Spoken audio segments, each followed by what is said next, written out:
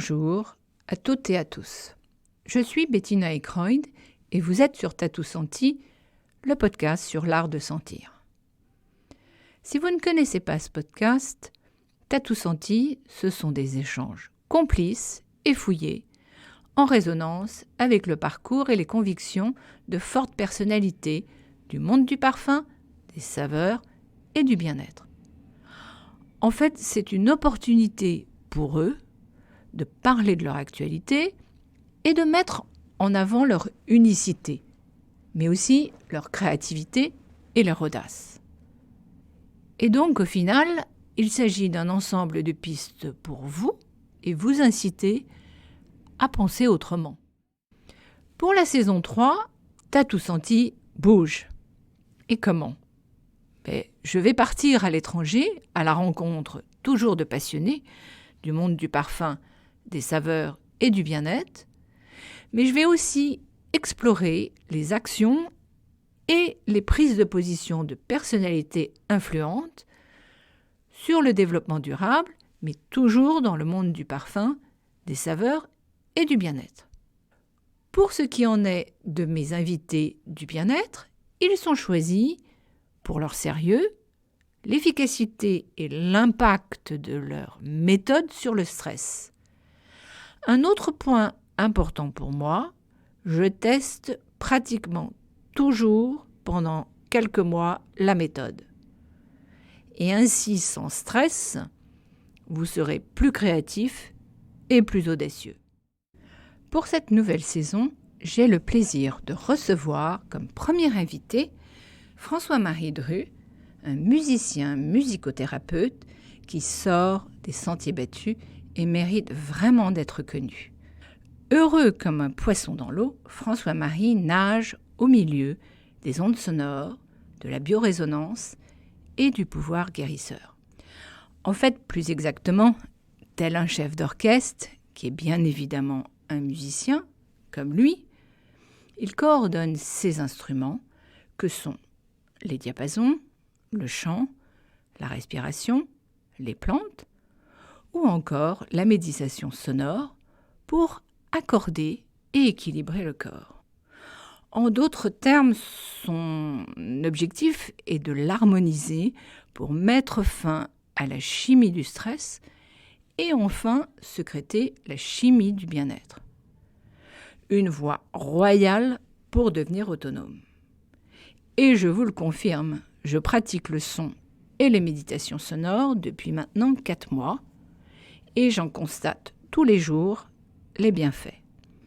D'ailleurs, dans un premier temps, je vous recommande les cours de François-Marie sur Zoom qui commencent ce mercredi 1er septembre à 19h. Mais en fait, tout commence avec une rencontre qui sera celle de Fabien Maman et de François-Marie. Et c'est là qu'en fait s'opère pour lui une nouvelle vision, celle de la thérapie sonique et de la prise de conscience qu'en fait, tout est vibration.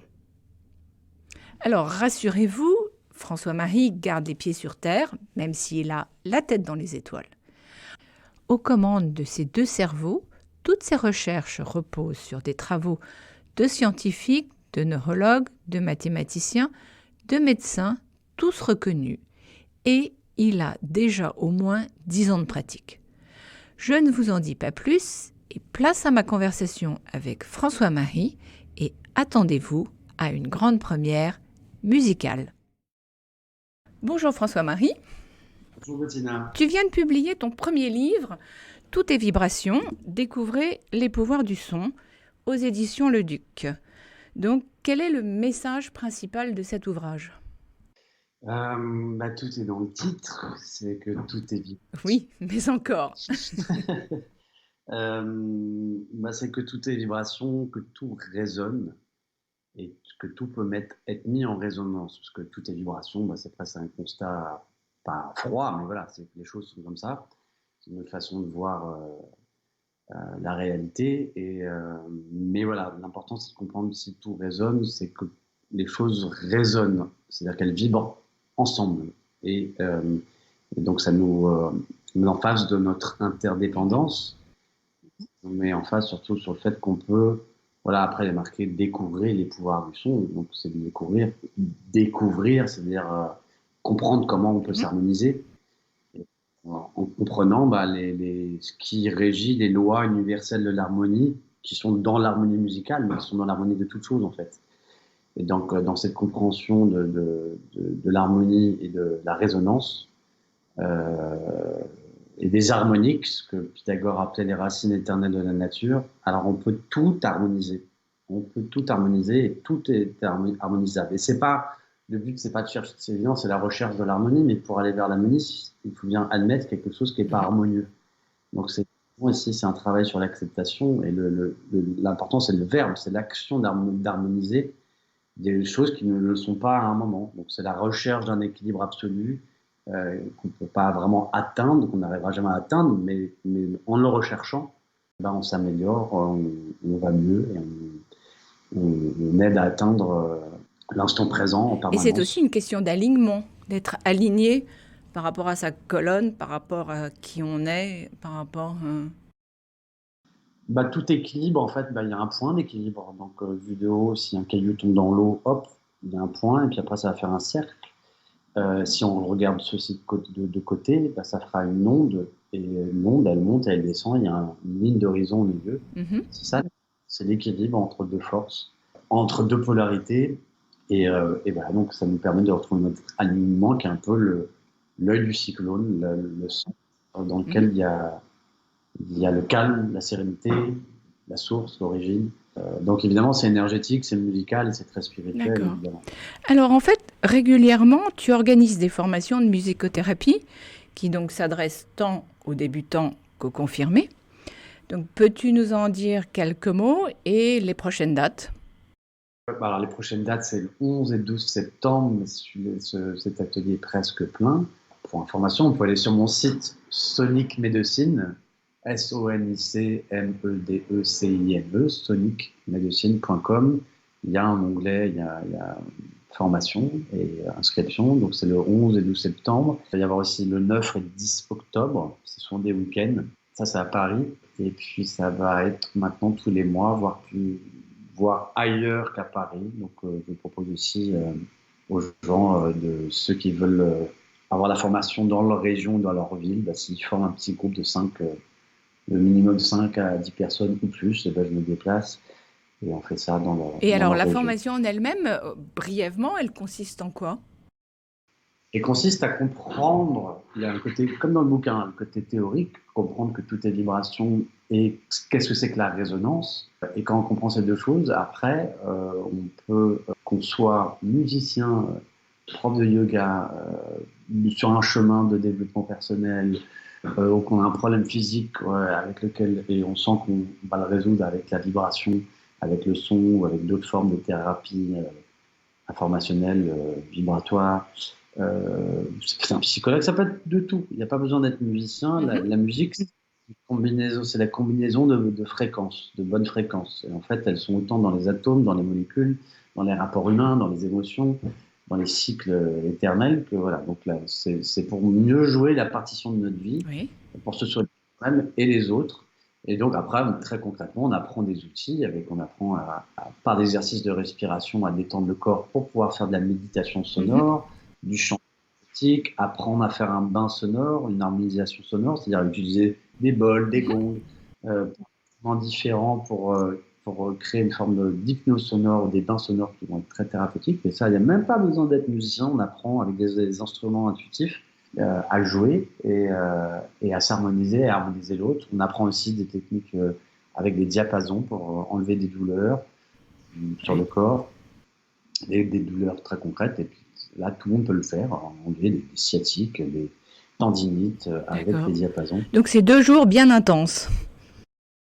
Ouais, c'est 2 jours, c'est beaucoup de choses. C'est comme l'ouverture d'un éventail. Après, c'est des outils que la personne va pouvoir utiliser Mhm. pour lui, ou pour ses patients, ou pour ce qu'il fait dans la vie, pour magnifier toutes les cordes différentes, les cordes aux arcs que chacun peut avoir. Et c'est des outils qu'il va voilà, développer. Et après, bah, ça peut être, il y a toujours un retour. Les personnes disent, ah, j'aimerais vraiment étudier plus profondément ça.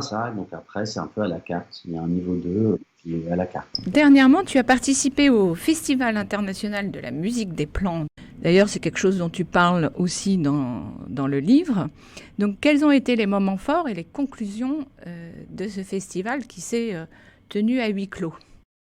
Bon, moi j'en reviens et j'étais émerveillé comme l'année dernière, c'était la première édition, et là c'était la deuxième édition. Et bon, il n'y avait que les intervenants qui se sont retrouvés à cause des obligations gouvernementales. Et donc on a pu travailler ensemble et puis surtout se montrer d'autres choses. Et moi j'étais encore une fois de plus émerveillé par ce qui se passe. L'année dernière j'étais juste en tant que je faisais partie du public et j'ai vraiment, j'en parlais déjà dans mon bouquin, mais quand on le voit confirmé et quand on voit les choses commencer à se croiser, c'est dingue. Donc émerveillé, oui, c'est l'émerveillement, c'est la merveille du monde qu'on voit agir, Oui. voir comment on va pouvoir agir avec. Et donc c'est des rencontres de magiciens très très rationnels en même temps, qui ont vraiment les deux cerveaux Oui. et qui font des choses incroyables. Alors très concrètement, moi j'en parle dans le bouquin, mais évidemment c'est cette compréhension de ce que c'est que Oui. ce que Joel Steinheimer avait nommé théodie, une mélodie, et toutes les applications qui existent depuis 30-40 ans avec cette compréhension-là. Bref, les plantes, il y a elles ont des molécules, des protéines. Les protéines, c'est une suite d'acides aminés. Et c'est comme un collier de perles, et chacune des perles, chacun des acides aminés a une vibration particulière.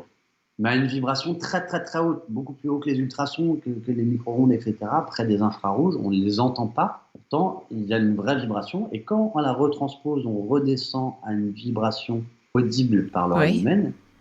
On écoute cette séquence de vibrations, donc c'est une mélodie, vibration. Qu'on écoute la mélodie de la molécule en conscience, c'est qu'on écoute vraiment les yeux fermés, on écoute ça. Ça nous fait l'effet de la molécule. D'accord.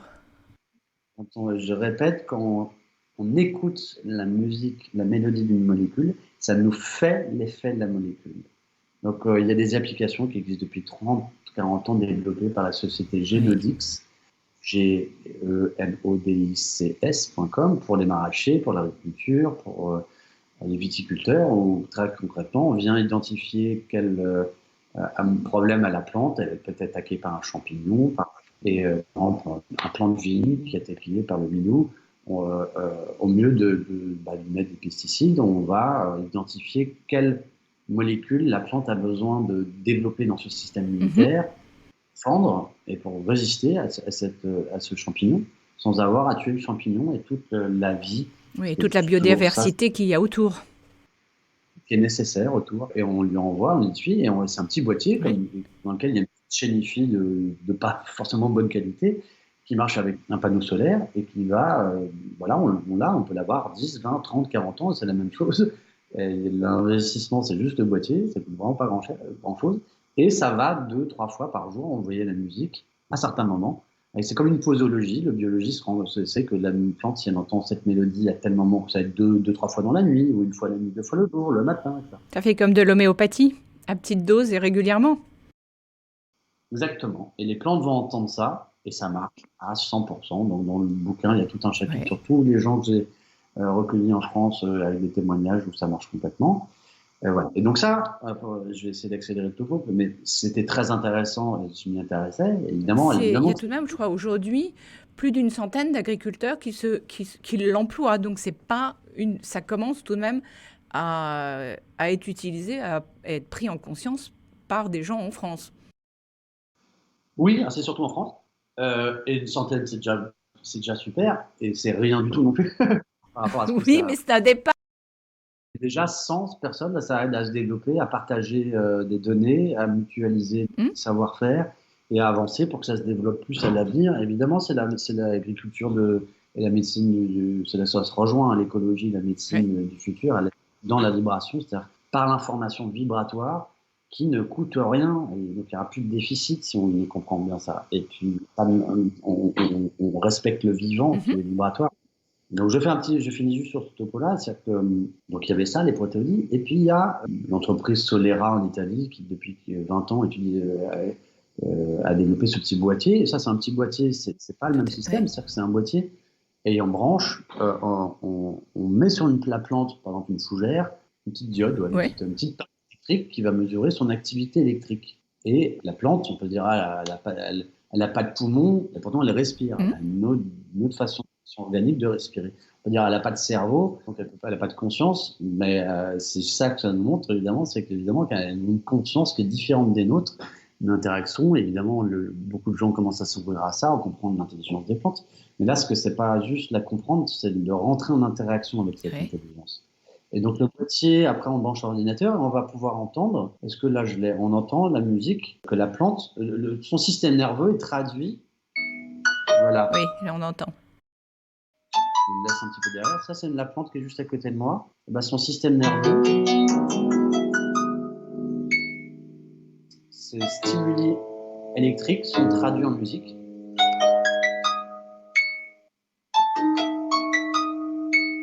Bref, on pourrait écouter comme ça. Et ce qui est très intéressant, et c'est là où moi j'ai halluciné l'année dernière, c'est que les plantes, elles jouent cette musique, et cette musique elle est très très belle. Si vous êtes stressé, elles joueront rien. Oui, tout à fait. Elles jouent, etc. S'il y a quelqu'un qui approche la maison, et si c'est mon ami qui va rentrer dans la maison, elle va s'arrêter même avant qu'il rentre dans la maison, etc. Parce qu'elle sent que l'énergie n'est pas bonne. du futur 15-30 secondes va être différente. Oui. Donc elle est déjà en train de s'adapter à ça. Donc souvent elle va être silencieuse, je ne comprends pas pourquoi. Et lui, peut-être une minute plus tard, il y a quelque chose qui arrive.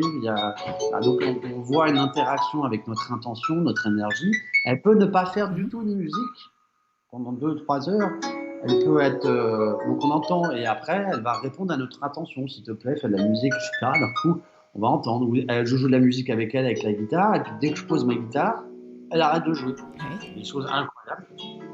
Donc ça répond à la conscience. On s'aperçoit que si on a une intention, elle ressent notre pensée en fait. Donc ça a été prouvé par Cliff Baxter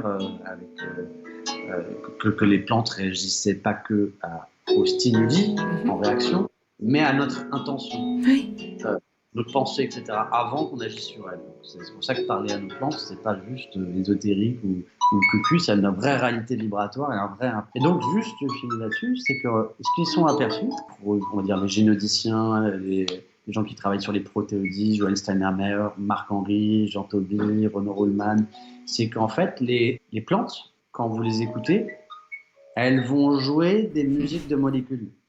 Elles vont jouer des mélodies de molécules. Si on s'arrête, si vous vous posez devant la plante et on enregistre, voilà, les biologistes et informaticiens, ingénieurs de Genodix, on a des ordinateurs avec, ils ont identifié quelles molécules, quand la plante la joue, ils identifient, ah putain, ça c'est une molécule de ça, ça c'est une molécule de ça. Quand une personne qui a par exemple du diabète se met devant la plante, hop, elle va jouer une musique et on va voir qu'elle va jouer certaines mélodies. Et c'est comme une prescription médicale parce qu'on dit ah, elle a joué tel tas. Et le médecin dirait ah, quand on vous donne ces 3 molécules, c'est parce que vous avez un problème de vaisseau sanguin, de blablabla. Et donc c'est comme un phytoscan, c'est comme une prescription qui va, quand on connaît notre problème, et ben ça va déjà nous donner des molécules comme ça. Donc c'est vraiment un soin énergétique, un soin vibratoire, de nous donner l'information des molécules sans donner la molécule elle-même, mais leur information des molécules. Et parfois, on ne sait pas quel est notre problème. Non. Il y a une bombe à recrutement, donc on se met devant, elle va jouer des choses, et elle dit tac, tac, tac, tac. Là, en fonction de ce que tu as et de ce dont tu as besoin, elle va s'adapter et chanter ce dont tu as besoin. Exactement. Elle va à chaque fois, c'est un miroir, la plante. Elle va nous donner ce dont on a besoin. Elle a le poison et l'antidote. Et donc, quand vous êtes joyeux, elle va jouer un truc pour parfois peut-être vous calmer. Et quand on est triste, vous égayer. Quand on pense à quelque chose, au mieux, parfois, moi, je lui demande ça serait sympa, est-ce que tu peux jouer là? Il y a les enfants qui sont, j'aimerais leur montrer, ça marche, etc. Et puis, j'entends rien, etc. Et je lui dis, est-ce que j'ai une demande? Et d'un coup, en fait, c'est souvent, parfois, il se passe rien. Et d'un coup, moi, je dis, mais alors, montre-moi pourquoi ça marche pas. Et qu'est-ce qui fait que ça marche pas? Et d'un coup, je vois que la prise n'est pas bien branchée, etc. Donc, ça nous aide à réviser notre intention, pourquoi on demande les choses, pourquoi ça marche pas.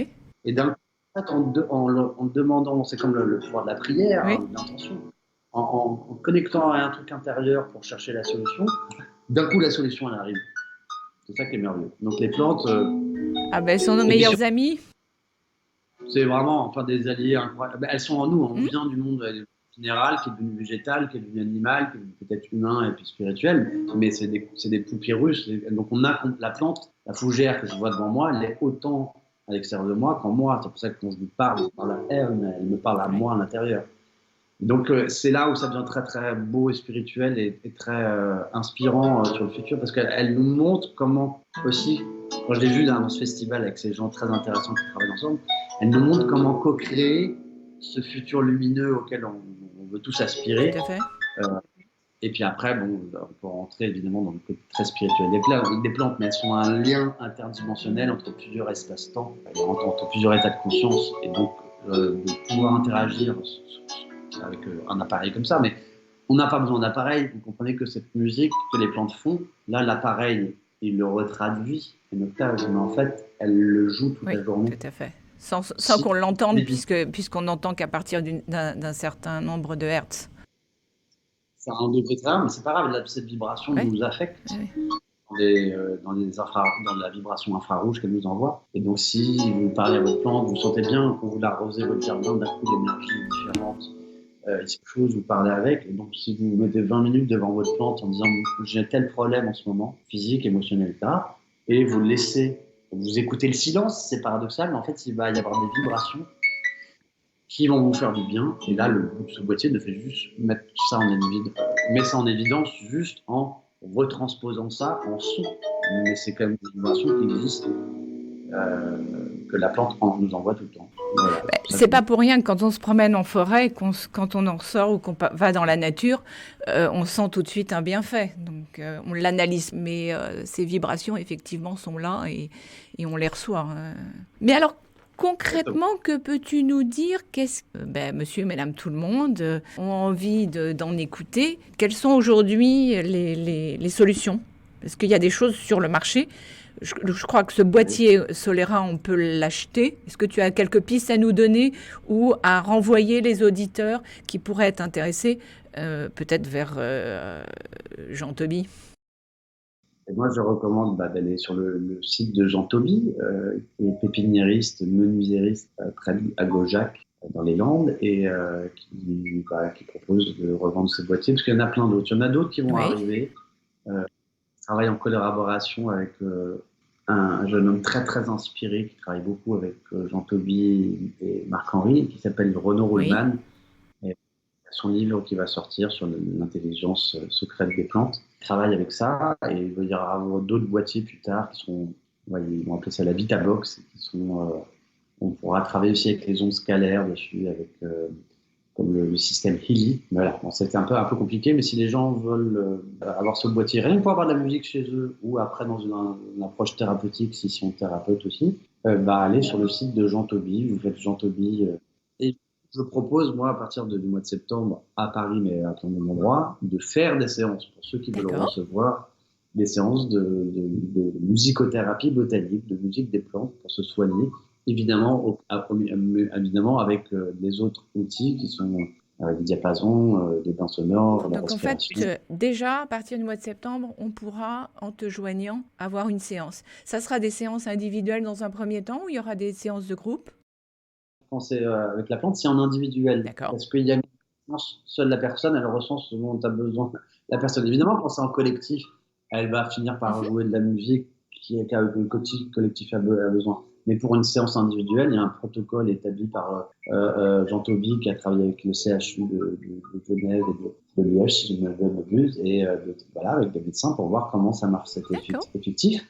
Efficace, oui, non, il faut laisser la personne presque une demi-heure se les faire. Évidemment, en collectif, ça fera un autre effet. Alors, maintenant, je vous invite à me suivre dans cette balade olfactive et musicale avec François-Marie pour mieux apprendre à le connaître. Donc, place à la note découverte. Et donc, étant sur Tatou Senti, tu ne pouvais pas échapper à la question: quel est ton ou tes souvenirs olfactifs les plus forts? En fait, c'est tellement que c'est difficile. Parce que c'est comme des fleurs ou comme des amoureuses. À un moment, c'est difficile. Quelle est celle qui remonte à cet instant T? Il y en a qui m'ont marqué. À chaque fois, j'allais voir mon grand-père qui était en Normandie, sur la côte. Donc l'odeur de l'iode, quand j'arrive là-bas, me prend et me ramène voilà, mon enfance. Il y a le parfum de la glycine, évidemment, quand j'étais petit, le chemin de l'école, Oui, il y avait de ça la c'est glycine merveilleux. au printemps. Être amoureux et sentir la glycine sur le chemin de l'école, etc. Il y a le parfum de ma maman, évidemment, et il y a le parfum réminiscence. C'est marrant parce qu'un jour, je sens une odeur, et je fais ah, ça m'a replongé complètement en enfance. Et je demande à la personne ce que c'était. Et elle me dit c'est le parfum réminiscence. Donc c'était drôle puisque le nom du parfum portait. Ouais, c'est un des premiers patchouli dans le monde du parfum. Donc c'est toute une époque, effectivement. Et puis là, la lavande, et puis le parfum des gens En qu'on fait, aime. jeune, tu as été bercé par la musique des années 60 et 70, mais en fait aussi par une mère qui jouait quelques morceaux de piano. Donc déjà, tu avais la conscience que la musique te mettait en joie. Alors as-tu une anecdote à nous partager de cette époque? Une anecdote. Bah oui, c'est-à-dire que normalement, elle jouait juste 3-4 morceaux au piano et 3-4 morceaux à la guitare. Donc il y avait un piano et une guitare chez nous, et je pense qu'elle voulait un petit peu nous exposer à ça, mais elle était prise par plein d'autres choses, plein d'autres métiers. Mais je pense qu'elle voulait que ses Une enfants aient sensibilité musicale. on va dire. Et puis ça a pris bizarrement, etc. Mais dès qu'elle jouait ces 2-3%, ouais, ça me mettait en joie. Mais bon, voilà. Et c'était après, évidemment, il y avait tous les disques de mon papa qui écoutaient beaucoup de musique. Et c'était beaucoup de musique, tout ce qui vient du rock des années 50. Mais voilà, musique des années 50, 60, 70. Et il y avait beaucoup de choses géniales. Puis c'était l'apparition des disques compacts quand j'étais petit. Et mais c'est surtout, en fait, moi, c'était voilà, des fêtes en famille où d'un coup on se retrouvait. Puis il y avait des cousins qui jouaient, qui avait des guitares, les batteries, les basses, et qui jouait des chansons des Beatles. Mais le côté live, vivant, d'un coup, wow, l'effet que ça faisait sur les gens, parce que les fêtes, bah, les gens voilà, buvaient un coup, mais rigolaient, chantaient, dansaient, se retrouvaient. C'était de l'ambiance de fête, Mhm. quoi, et dans une sensation d'unité. Et ça me touchait. Alors, j'adorais les instruments, j'étais fasciné, ouais, la chanson, mais j'étais fasciné par, mais c'est quoi qui nous touche Oui, là? Qu'est-ce l'effet que que ça c'est que c'est faisait. quoi l'effet que ça nous fait? Pourquoi ça nous, dans quoi on est en train de baigner comme des poissons qui sont dans l'eau, qui ne Mhm. s'en rendent pas compte?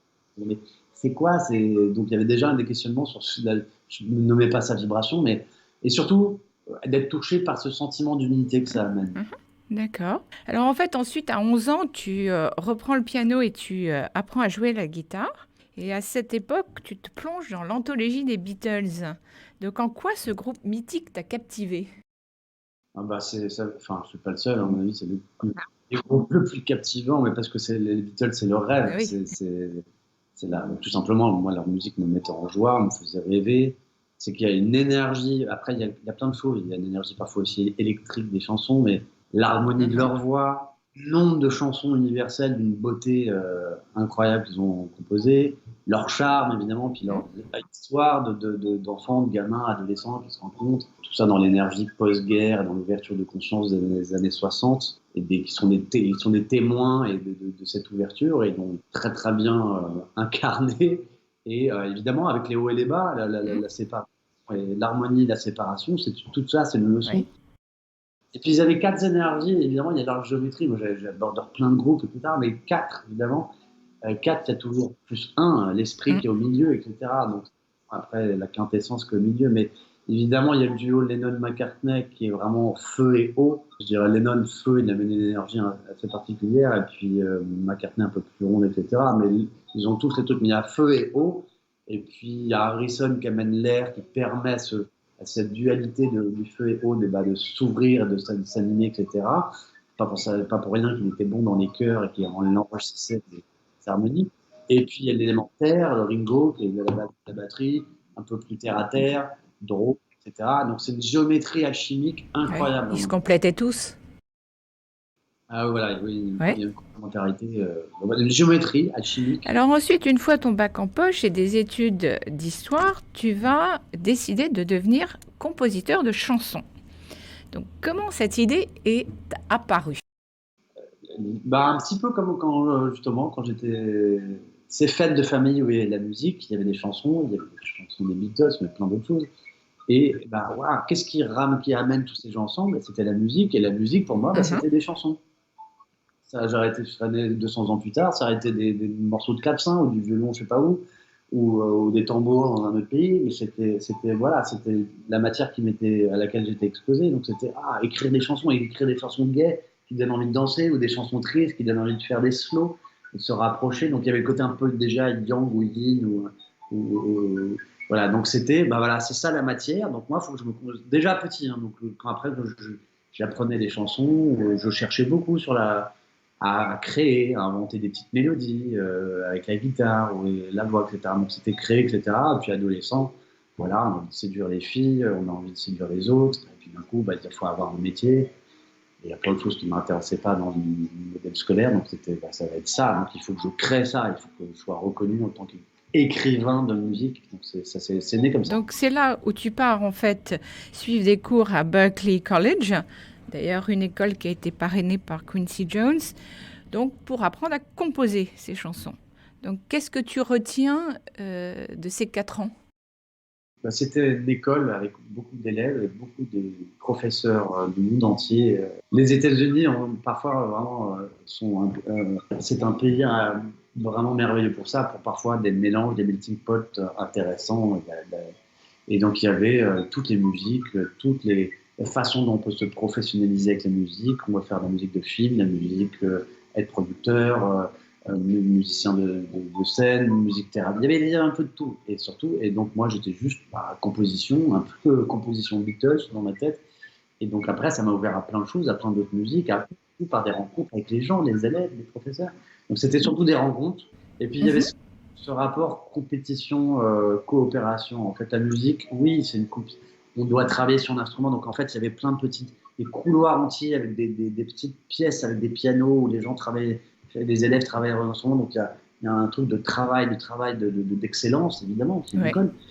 Et c'est d'être le meilleur en soi-même. Mais c'était après, ça se ressent dans l'ego, quelqu'un qui veut être là. Donc, quand il joue sur scène, il ne s'écoute pas les autres. Et donc, la musique, c'est vraiment cette école d'essayer de s'améliorer soi-même, de s'harmoniser, d'être meilleur sur son instrument, compréhension, etc. Mais tout ça n'a aucune valeur si je n'arrive pas à m'harmoniser avec les autres. Donc, il y a un mariage de compétition, surtout avec soi-même, admiration, donc ça donne envie de progresser, mais donc une compétition avec soi-même, compétition, coopération. Un groupe, c'est une coopération, c'est une harmonie ensemble, etc. Donc c'était vraiment beaucoup ça. Et puis au niveau personnel, c'était l'ouverture parfois à certains psychédéliques, à certaines substances. Hein. Les musiciens. Oui. Et, musicien, 3 petits points. Et donc, mais après, moi, ça m'a beaucoup travaillé. C'était une ouverture spirituelle progressive, d'essayer de commencer à arrêter certains comportements toxiques chez moi. Ça n'a pas tout de suite marché, mais c'était un début de chemin. Et donc, ça a été aussi commencer à lire, parce que je n'aimais pas ce que j'aimais à l'école, mais en fait, n'importe quelle personne j'entends hein, des gens qui disent ah ouais, mais moi, je lis pas beaucoup, mais d'un coup, quand on commence à tomber sur la littérature qu'on aime, ben, d'un coup, on peut être un très très gros lecteur.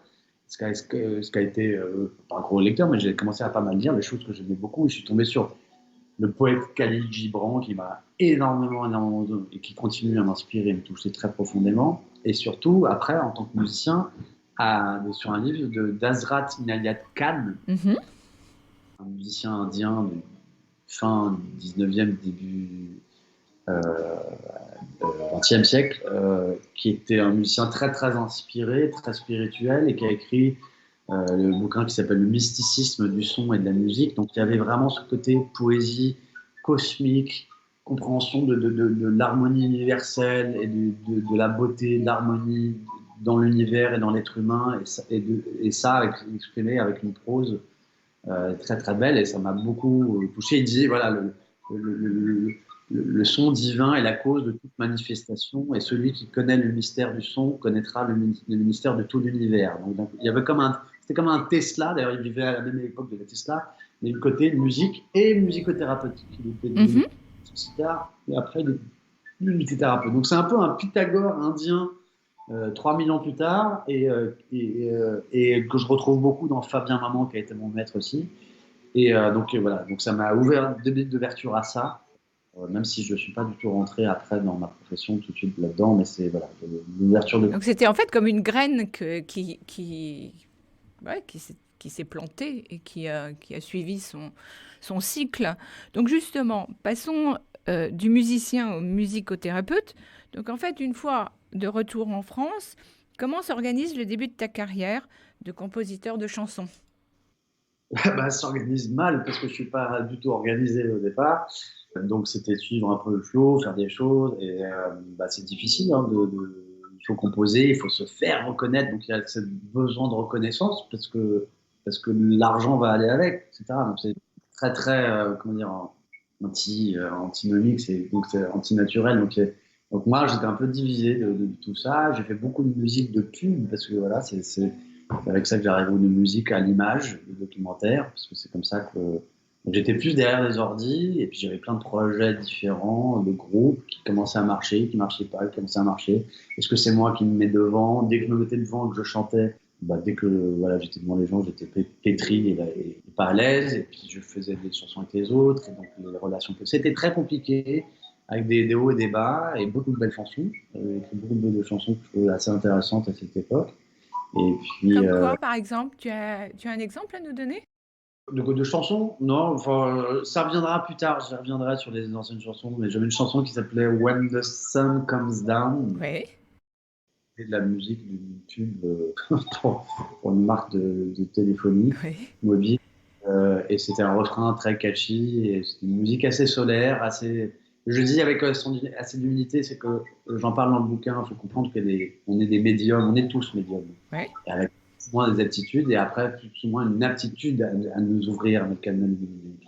Donc de temps en temps, il y a certaines chansons que je fais qui n'ont aucun intérêt, et puis de temps en temps, bah, on canalise l'harmonie universelle, il se passe quelque chose, on travaille quand même après comme un artisan avec les mains pour modeler toute la matière, donc c'est là plutôt la fierté, c'est le temps à avoir pris, à mettre, à rendre tangent quelque chose qui est Oui, à mettre universel, en forme. mettre en forme, et de temps en temps, moi, quand je réécoute, waouh, là il y a un bout de mélodie qui est intéressant, comme quand j'écoute La Plante, et je me dis waouh, c'est moi qui ai fait ça, peu importe, c'est des détachements d'ego, mais en tout cas, il y a Oui. des choses qui étaient belles, voilà, sont une des chansons. Mais voilà, j'arrivais pas à trop aller après à les exposer et à les. Donc il n'y a jamais eu de 10 de mes chansons là, jusqu'à ma rencontre avec Laetitia. Ouais, avec Laetitia Bourgeois. Donc là, c'est un tournant qui s'amorce avec la création du groupe FM Leti. Donc vous avez sorti 3 albums. Dis-nous quelques mots de cette aventure musicale. Alors, c'est une aventure, c'est comme une aventure amoureuse, une aventure de vie, c'est que c'est une rencontre, quoi. Donc c'est ma rencontre avec Laetitia en 2009 dans une émission de la radio. Et bah, la connexion s'est faite tout de suite, l'alchimie, et voilà. Et donc moi j'étais amoureux d'elle, de sa lumière, son grain de voix, sa personnalité. Mhm. Et puis après sa poésie, elle avait quelques textes. Moi j'écrivais beaucoup de chansons et parfois beaucoup évidemment. Elle avait beaucoup les textes. Elle joue pas d'instrument de musique, mais elle chante avec une voix sublime. Et elle avait un sens mélodieux. Donc souvent, parfois, elle avait déjà un bout de texte. Elle vient de Guadeloupe, mais elle a beaucoup vécu dans le Canada anglophone. Donc c'était des textes en anglais. Moi, ayant vécu à Berkeley et ayant les mêmes goûts musicaux, ça matchait. Et donc, on Ouais. a commencé voilà, à improviser certaines mélodies. Et puis je les accompagnais à la guitare. Et ça a tout de suite fait des chansons où c'était moi qui avais déjà des chansons ou d'autres chansons et puis avec une mélodie. Et elle complétait ces mélodies. Notre chanson la plus connue, Rise in the Sun, j'étais parti d'un truc un peu soul folk, et puis avec les guitares, j'ai commencé à faire tin tin tin tin. Elle a répondu tin tin tin tin Ouais. tin tin tin.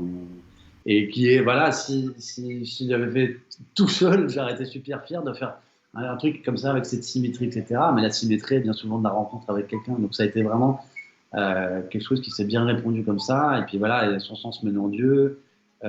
Et puis après, ça a été des rencontres avec des musiciens talentueux qui se sont agrégés, avec Christophe Ouais. Disco Mink, Steve Argelles, Laurent Der, Ludo Bruni, qui ont été des musiciens qui nous ont accompagnés sur scène, qui étaient géniaux. Donc c'était toute cette aventure, et surtout, évidemment, FM Métis, c'est surtout c'est un duo, mais c'est une trinité avec mon grand frère Pierre-Marie, qui Ouais. qui était producteur musical, qui est un superviseur très talentueux de musique de film, qui a gagné, dont les deux dernières BO qu'il vient de faire sont les deux la Palme d'Or à Cannes. Euh, Ouais. Et donc, il fait des très, très. Voilà, donc à l'époque, on était plus, avant les musiques de film, dans la production ensemble.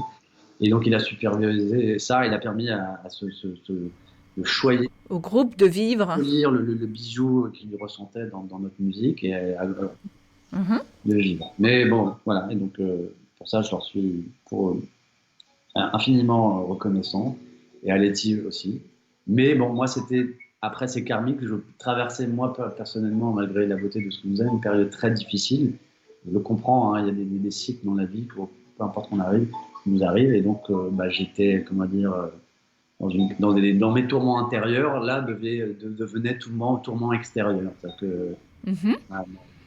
ma division intérieure finissait par être parce qu'on travaille ensemble, donc il y a des absences, des présences, ça commençait à rejaillir sur les autres. Et voilà, donc j'ai malgré moi saboté un beau projet, mais ça devait être comme ça, et j'avais besoin de libérer et de continuer à chercher un absolu. Et ça a été un peu difficile à faire, mais c'était voilà, une aventure, il y a des hauts et des bas. Oui, Et, absolument. Et donc c'est là que s'opère un autre tournant vers la musicothérapie. Et donc ta rencontre avec Fabien Maman, qui est le père de la médecine vibratoire, qui t'ouvre vers une nouvelle approche. Donc tu suis son enseignement. Qu'est-ce qui t'a interpellé chez lui et qu'est-ce qui t'a donné envie de le suivre? alors, déjà, à ta première question, oui, c'est-à-dire qu'il y a un tournant vers la musicothérapie avant la rencontre avec Fabien Oui. Maman, même depuis, expliquer déjà petit, qu'est-ce que c'est que le son, qu'est-ce que c'est que cette chose-là, et puis les bouquins d'Azrat Sinayan Khan, et puis donc c'était déjà enclenché, je voulais vraiment, depuis le départ, unifier ma dualité, me pacifier, et unir les autres aussi avec la musique, donc c'était avec les chants français, et d'un coup, un jour, avec un diapason dans la main en faisant un soin sur quelqu'un, je dis ah, c'est la même chose. C'est que je suis en train de m'harmoniser avec le diapason et harmoniser la personne. Que ce soit un public de 10 000 personnes, une personne, c'est la même chose. C'est la même résonance. Et donc, je cherchais, je mentalisais beaucoup comment faire, etc. Comment faire. Et puis j'ai eu une expérience de mort imminente euh, en Mhm. 2012 et qui a vraiment le processus de recherche, de compréhension et d'utilisation des bienfaits du son. Et donc là, c'était pas que lire des livres, c'était aller rechercher des gens avec qui que je ressentais, etc. Et le livre de Fabien Maman, Le Tao du son, m'est tombé entre les mains. Et d'un coup, je dis, bien, cette personne a tout compris. Enfin, en tout cas, je résonne euh,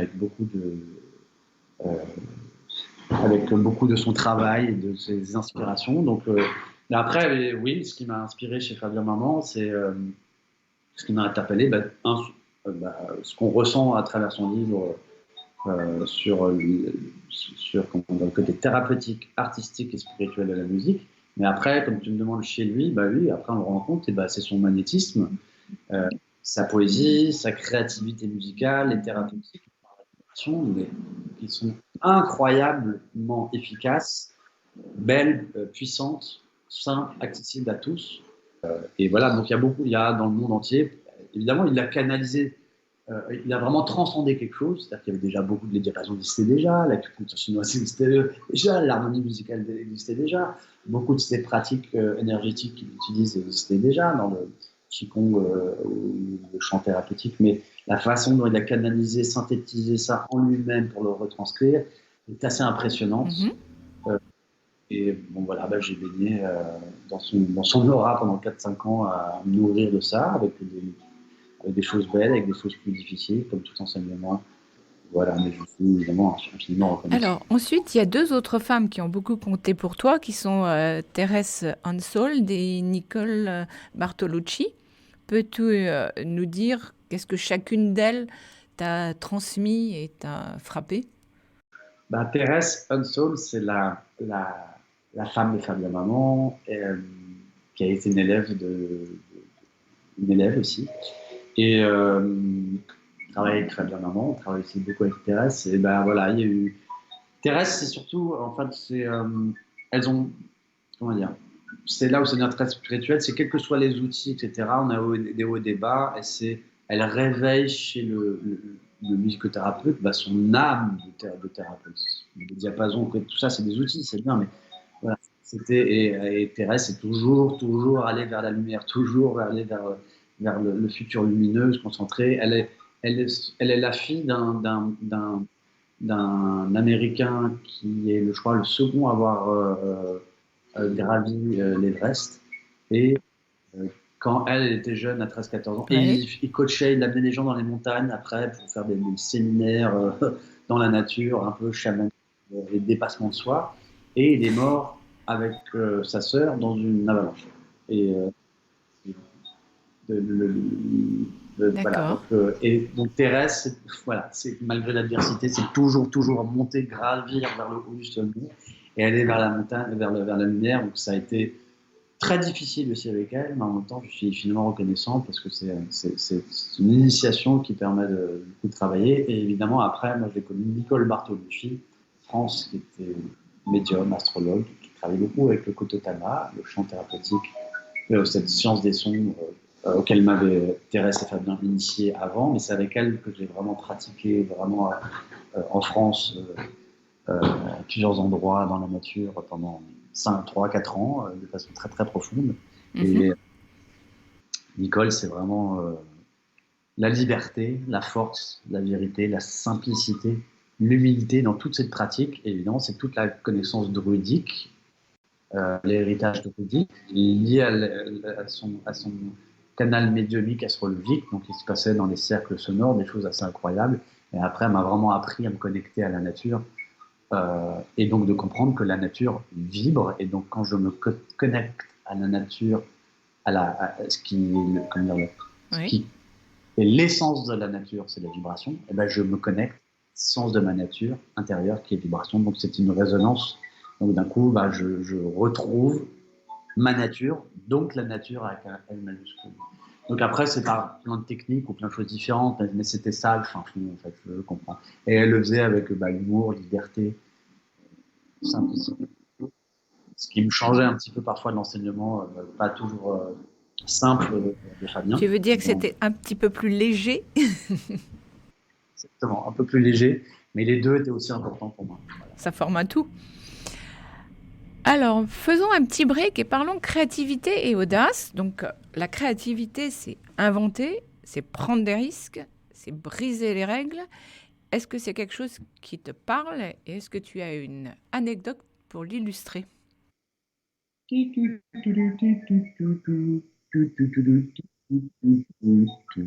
Alors, le meilleur pour illustrer, c'est vous faire écouter ça.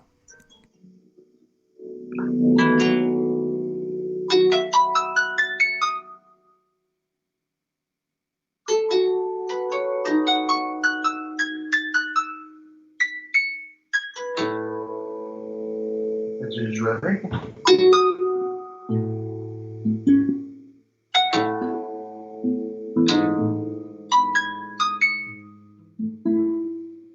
C'est la plante qui joue, je joue les guitares avec Mhm. C'est toujours ta fougère? elle.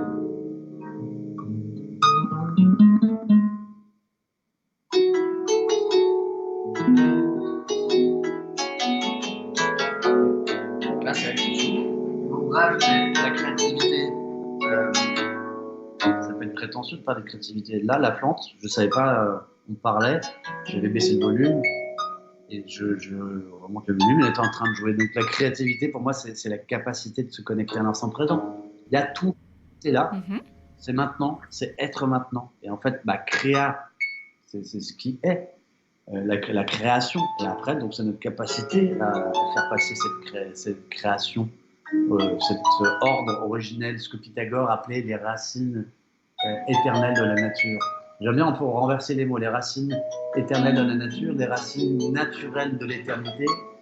Donc c'est la même chose, donc c'est de les laisser traverser vers nous, et puis si c'est tout seul avec un instrument, ou si en faisant une composant, en faisant de la cuisine, en faisant l'amour, en composant un bouquet de fleurs, en parlant avec quelqu'un, en chantant une chanson. Hier, on faisait des chansons avec les filles de mon ami ici. Elles ont commencé à être super créatrices, elles improvisaient comme des slammeurs, comme des rappeurs, mais Mhm. sur des, sur des bêtises trop drôles, etc. Et c'est ça la créativité, c'est l'énergie du moment, c'est le feu. Et, euh, et, euh, et évidemment, c'est Les plantes, nous miroitent très bien notre capacité à être présent ou absent. Moi, je pense que la créativité réside entre les deux, entre présence et absence. D'accord. Quel a été ton plus grand défi lorsque tu as décidé d'explorer ces autres dimensions du son? Défi, écoute, après, il peut y avoir plein de choses. Il y a des défis, c'était peut-être par rapport au milieu socio-culturel, la famille, et moi-même être en doute vers quoi j'avance. Beaucoup de gens qui commencent à faire ça, qui ont un métier, qui s'ouvrent, qui ont une ouverture de conscience, disent mais comment je vais gagner ma vie avec? Ah bon, je viens de faire un cours de Reiki, mais après, comment je vais? C'est cette confiance dans l'instant présent. Si vous êtes bien au moment où vous le faites et que ça fait du bien, etc. Et voilà, c'est comme un collier de pelle, on compile ça progressivement. C'est une succession d'instants présents de bien-être. Et ça, on est dans l'abondance, donc il y aura toujours ce qu'il faut au bon moment, etc. Donc les défis, c'était oui, comment je vais. En fait, je ne me suis pas trop posé la question comment je vais. J'avais une famille qui me demandait un petit peu ce que je faisais, mais qui était soutenante en même temps. Et puis après, c'est une intuition tellement forte que j'y allais. Après les défis, il y a eu l'expérience de mort imminente. Il y a mes propres défauts, il y a mes ombres qui parfois me jouent des tours. Il y a une société qui n'est pas forcément super ouverte à ça non plus. Non, tout à fait. Mais qui aussi s'ouvre petit à petit aussi. Complètement. Donc voilà, on en C'est des bons signes.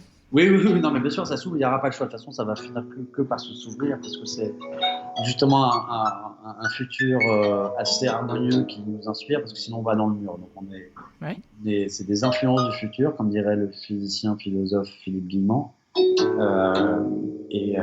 Donc on est déjà sur ce chemin-là. Mais bon, voilà. Donc on en est acteur en fait. Donc quand on doute, on est acteur de ce changement en nous-mêmes. Comme disait, soyez le changement que vous voulez voir. C'est pour tous ces gens qui prennent une autre voie dans leur vie en se demandant comment ça va, ils vont faire. Il n'y a pas à se demander comment faire, il y a à faire comment. C'est juste comment. Et après, le chemin s'ouvre.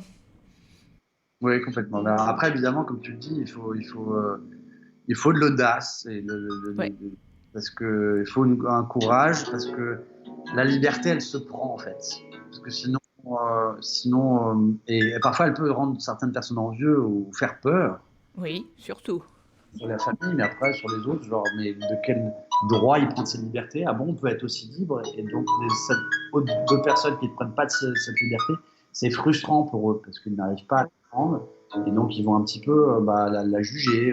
Moi, je m'en fous.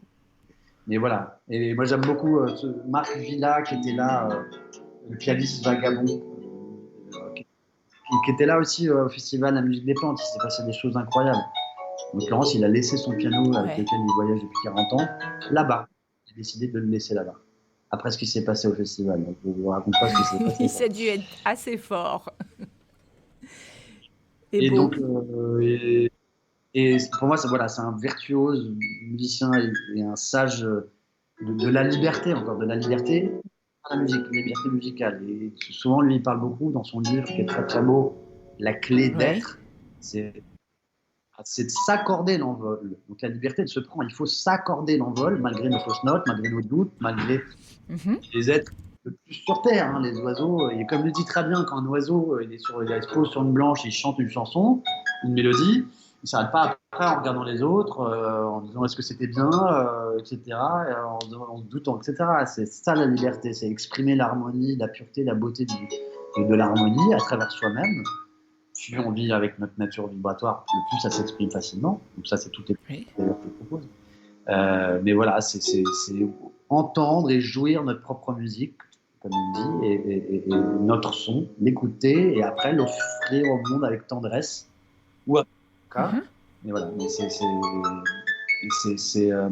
en fait, l'audace, on l'a, mais parce que c'est pas qu'on a l'audace, oui, c'est l'audace qui nous pousse à avoir de l'audace.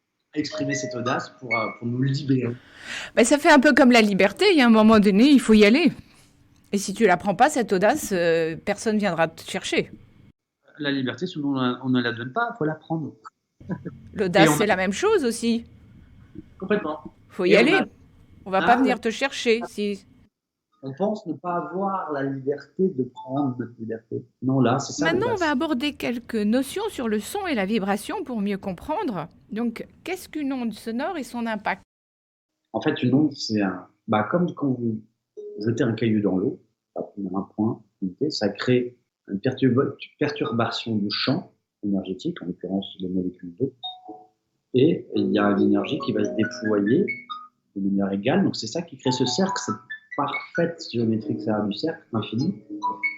Donc une onde sonore, c'est pareil, quand vous parlez, dans l'air qu'il y a, il y a une onde comme ce que vous pouvez voir sur l'eau, mais sur l'eau, vous le voyez à la surface, donc c'est en 2D. Quand vous parlez, c'est en 3D. Il y a une onde qui crée des formes et qui va aller toucher le corps de l'autre et rentrer dans ses oreilles, évidemment. Donc il donne la sensation d'écouter par cette transformation de l'onde mécanique qu'est le son. C'est une onde mécanique, comme de l'eau, comme une vague. Mais, donc c'est pas encore l'électromagnétique, mais le corps est piézoélectrique, c'est qui transforme les ondes mécaniques en ondes électromagnétiques. Quand je parle là, ça rentre dans votre oreille, ça crée une réaction électrochimique dans votre cerveau, et vous comprenez ce que je dis, etc. Voilà, la sensation d'écoute arrive là. Mais même quand vous chantez, ça fait vibrer les cellules et ça crée des infrarouges et des ultraviolets dans le corps.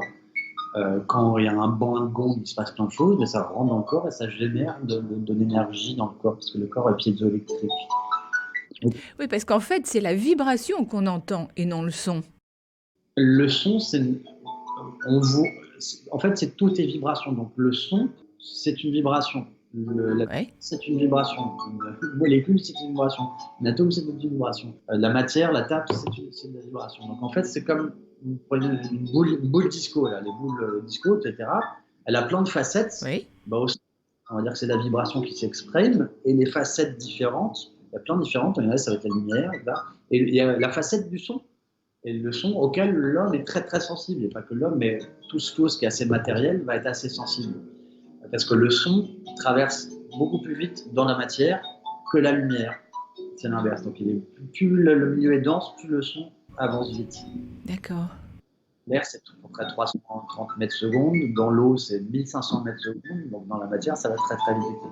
Donc l'homme est très sensible évidemment au son, mais en fait, c'est de l'énergie. Et cette énergie, c'est de la vibration qui est un cycle, un mouvement. C'est le mouvement de la vie. C'est l'éternel rythmique de haut et bas. C'est la danse des polarités, en fait. Et c'est ça qui nous donne l'énergie de la vie, qui crée des formes harmonieuses comme le cercle ou toutes ces formes qu'on voit dans la cinématique. On en reparlera peut-être plus tard. Oui, tout à fait. Et l'infini est composé de toutes ces parties finies, ces rayons, ces vibrations, ces liaisons, ces notes, ces émotions, ces différentes dimensions. Voilà, cliquez de vibrations. D'accord. Alors justement, venons-en à la synaptique. C'est une discipline qui rend le son visible. Donc, est-ce que tu peux nous éclairer et nous dire quelques mots? Oui, à la cymatique, C-Y-M-A-T-I-Q-E, c'est toutes ces expériences qui sont faites parce que le son, il nous fait un effet incroyable. La vibration du son nous fait un effet incroyable, mais on ne la voit pas. C'est des expériences qui sont faites sur l'eau.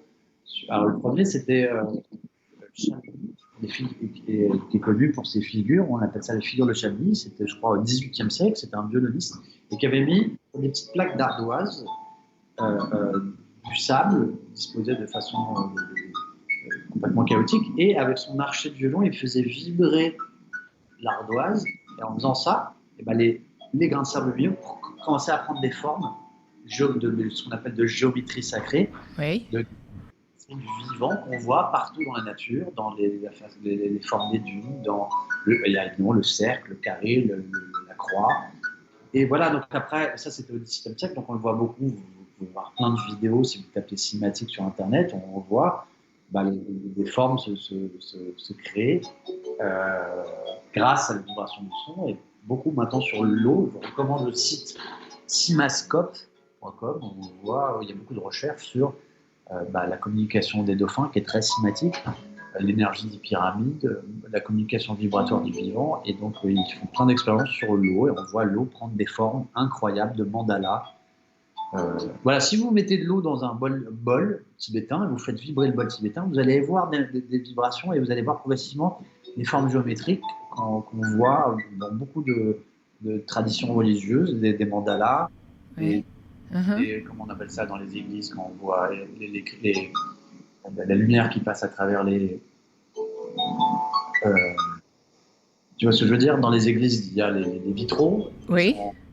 les formes de vitraux, les formes de mandala. Le labyrinthe de Chartres, c'est un cercle, etc. Mais il a encore forme de mandala. Et toutes ces formes, le son donne la forme, le son informe.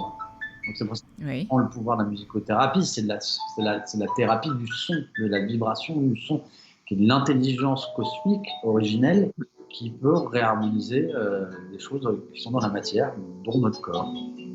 Donc voilà.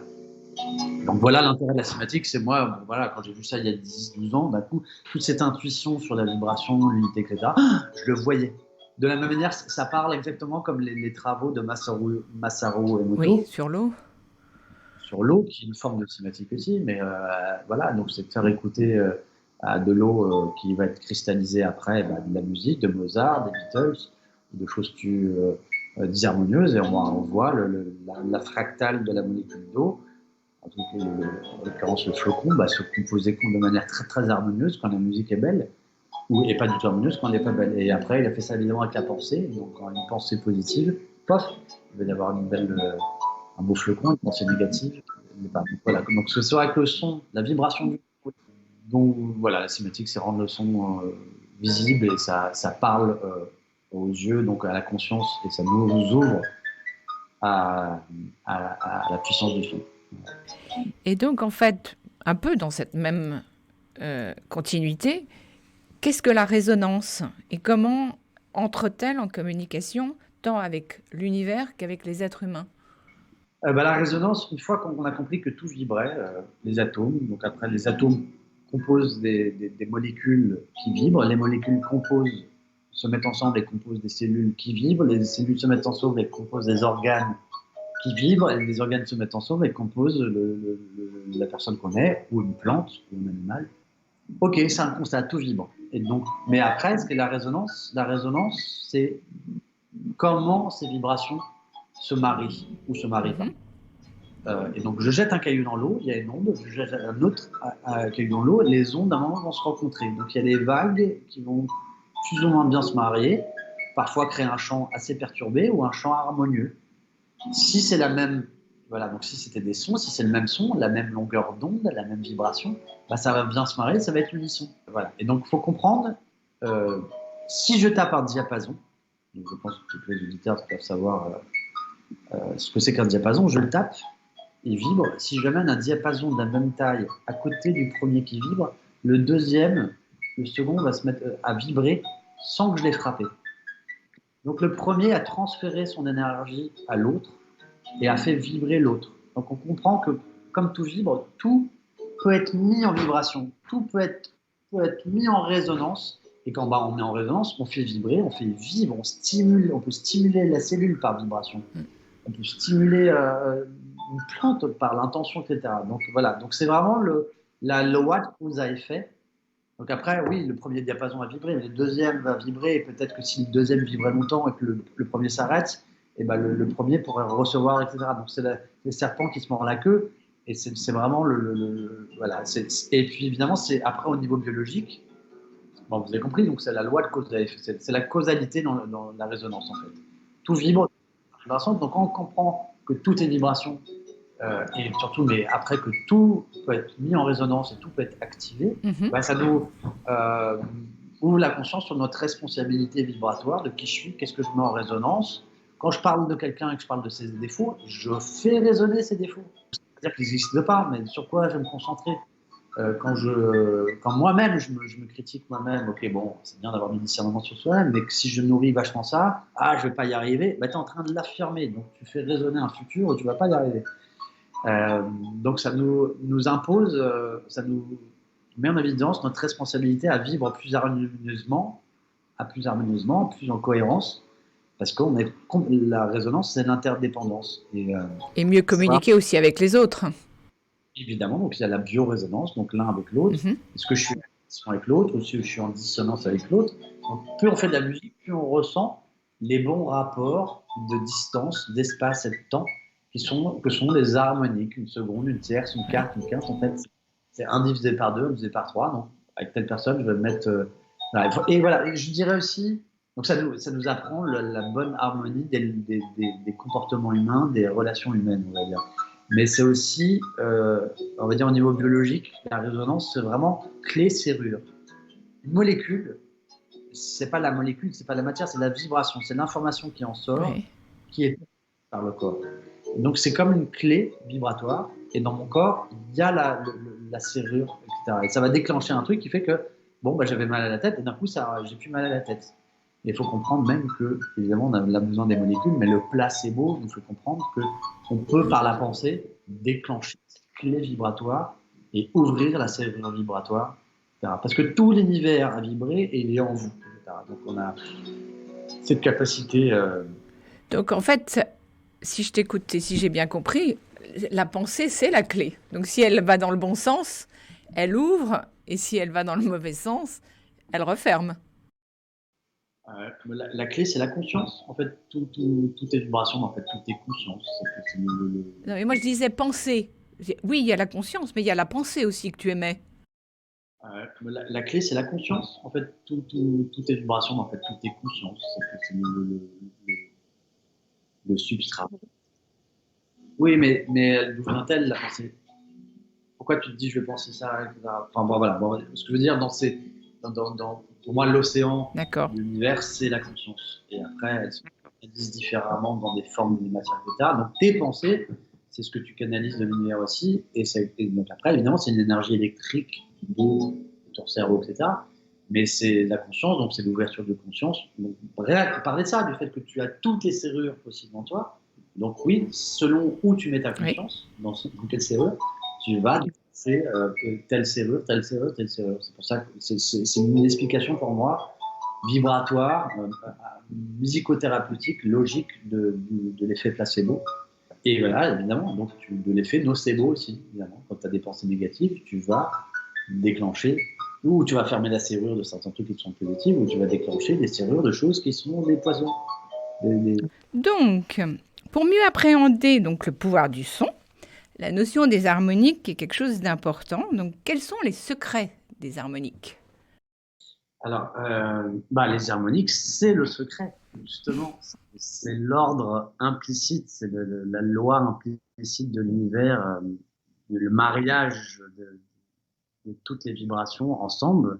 Donc, oui, c'est l'ordre initial à l'origine du tout. Mais bref, ça se résume à une corde, quand elle vibre, elle fait vibrer sa note, sa fréquence, sa longueur, mais on va entendre aussi d'autres notes. Dans cette note fondamentale, on va entendre ce qu'on appelle des harmoniques, qui va donner la rondeur d'un son, sa richesse, sachant que la vertu thérapeutique du son est dans ces harmoniques. Et, très concrètement, on prend une corde de guitare, et en fait, sur une corde de guitare, si on joue à la moitié, on va avoir l'octave. La moitié, c'est 1 divisé par 2. Quand je déplace, j'arrive au tiers de la corde, je vais jouer, je vais avoir la quinte. Toujours sur la même corde, donc je vais avoir une autre note. J'avance, je vais arriver donc le tiers, c'était 1 divisé par 3. J'avance, je vais arriver au quart, 1 divisé par 4, je vais avoir la tierce, etc. Et tout ça, ça va me donner toutes les notes. Mais sur une note, il va y avoir toutes les autres. Je vais vous le faire, c'est ce qu'on entend dans le chant diphonique de son, le chant harmonique, le chant des populations des Mongols, par exemple. Il y a plein d'autres traditions qui le chantent. Donc je vais vous faire un son, on va entendre progressivement les harmoniques, comme des petites notes plus subtiles autour du son, au-dessus.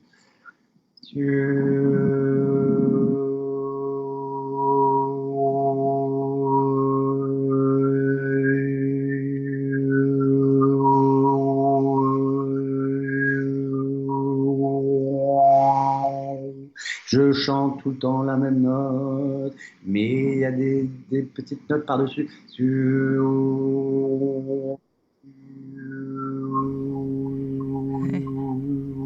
Voilà, je module. En fait, je vais juste bouger un peu ma langue dans le palais, ce qui laisse moins d'espace à l'air pour passer. Donc, c'est un peu l'espace-temps. Comme un entonnoir, le son Voilà. Et donc, ça va donner des espaces Ouais. plus ou moins petits, donc divisé par 2, divisé par 3, divisé par 4. C'est comme si j'avais un diamant dans la bouche. Le son, le son blanc est diffracté en différentes couleurs. C'est ce qui compose les harmoniques. Donc, il y a les harmoniques du son qu'on entend dans l'harmonie musicale, mais les harmoniques de la couleur, de la lumière blanche, c'est les couleurs. Mhm. Et donc, on a ça, on a des harmoniques dans l'atome, c'est-à-dire que le petit électron qui tourne, c'est un cercle. Un cercle, ça se coupe, ça fait une corde, et ça vibre. Et ben le deuxième qui va tourner autour, donc ce sont les différents niveaux d'énergie, par exemple, de l'atome d'hydrogène, se manifestent en harmonique. Au cœur des atomes, c'est au cœur des molécules, donc c'est au cœur des cellules, c'est au cœur des D'accord. cellules, c'est des fractales. 1 divisé par 2, 1 divisé par 3, 1 divisé par 4, 1 divisé par l'infini. Et c'est l'unité divisée par tous ces potentiels, en fait. C'est ça la beauté, autant physique et métaphysique. Les harmoniques, c'est vraiment génial, parce que c'est la physique et la métaphysique. Et donc, c'est matière et spiritualité en même temps. Matière et esprit. Et donc, voilà, les physiciens, donc ça va comment dire, gouverner, c'est la loi, comme la loi de la résonance qui fait tout vibrer, etc. Il y a la loi des harmoniques, et après, comme Mhm. il va y avoir des placements de ces choses-là. Par exemple, les planètes sont à des distances harmoniques. Les cycles des orbites, quand on les divise l'un par l'autre, on va retrouver on retrouve dans les harmoniques. Donc, dans une note, vous avez toutes les notes, vous avez tout le système solaire, vous avez tout l'univers. Voilà. Donc, à force de faire du chant diphonique, on entend les bons rapports, on refractalise le chant des fractales. Les harmoniques, c'est les fractales acoustiques de l'univers. Vous voyez, ces formes en fractales très très beaux, on voit, etc. Parfois, c'est des images animées, mais c'est l'univers initial qui est comme ça, et après, se manifeste différent, enfin, comme ça sur Terre avec d'autres formes. Et c'est ça qui est à la base. Et voilà, donc c'est ce qui est là au début, dans le vide, dans le point central du cercle, avant que les choses se manifestent. Pas avant, mais dans l'a priori. L'avant, le point d'origine au milieu du cercle, c'était pas il y a très longtemps un Big Bang. C'est en permanence Mhm. ce point de l'au-delà de la source. Elle est là, elle est juxtaposée, on la voit pas, mais c'est elle qui, après, quand elle s'expand, il y a tout ce qu'il y a dans le cercle, etc. Tout ce qu'il y a Oui. dans et donc ça, c'est manifesté. Et le point central au milieu de la sphère n'est pas encore manifesté. Et le vide, c'est du pas encore, mais c'est pas quelque chose qui n'existe pas. Ah, le néant, ok, il y a une différence entre vide et néant. Le néant, c'est pourquoi il y a la vie, pour aller voir le néant, il y a la vie. Et la vie, elle vient pas du néant, elle vient de ce vide qui est un équilibre parfait et qui est harmonieux, dans lequel les harmoniques, les fractales sont comprimées sur elles-mêmes. Et c'est l'équilibre parfait. C'est ça qu'on recherche dans le Tao, dans notre source intérieure, dans notre connexion avec notre alignement qu'on ressent dans le cœur. C'est l'expression initiale du cœur. Et le cœur, quand le cœur s'ouvre, il va donner les Oui. différents harmoniques. Il y a les différents harmoniques du champ électromagnétique du cœur. Ça, c'est mesuré en neurophysiologie, voilà. Et donc très concrètement, enfin physiquement et métaphysiquement, c'est qu'une note contient toutes les autres. C'est l'holographisme Oui. de l'univers, Mhm. dans la musique. Et c'est pour ça qu'il y a certaines notes qui vont bien ensemble. C'est là d'où vient l'harmonie. C'est les fractales, les proportions justes, une symétrie. C'est une symétrie originelle qui impose à l'humilité d'ailleurs. Parce que voilà, c'est la création. Il y a quelque chose au départ qui est organisé, auto-organisé et qui génère la vie. Qui après, qui s'expand, il devient un peu chaotique, mais il revient sur lui. Et donc tu disais qu'en fait, ce sont dans ces harmonies qu'il y a la vertu thérapeutique de la musique? Oui, c'est parce que parce que ça refractalise les choses. Il y a le Oui. physicien Dan Winter qui explique que voilà pourquoi voilà, si on se coupe, on recicatrise Oui. sans le vouloir, etc. Donc l'homéostasie, le besoin l'univers conspire à notre équilibre, il revient vers cette force, etc. Et donc il refractalise, c'est-à-dire qu'il redonne les bonnes euh, euh, distances, rapports entre les choses, entre les niveaux d'énergie des atomes qui composent des molécules, donc les rapports vibratoires dans ce qui compose des molécules et dans ce qui compose les cellules, le corps, etc. Donc, voilà. Donc, c'est pour ça qu'après, avec un diapason, on va pouvoir tout soigner. Mhm. parce que c'est la vibration initiale. Il y a toute l'information originelle dans un diapason. D'accord. Bon, après, évidemment, je relativise un petit peu tout.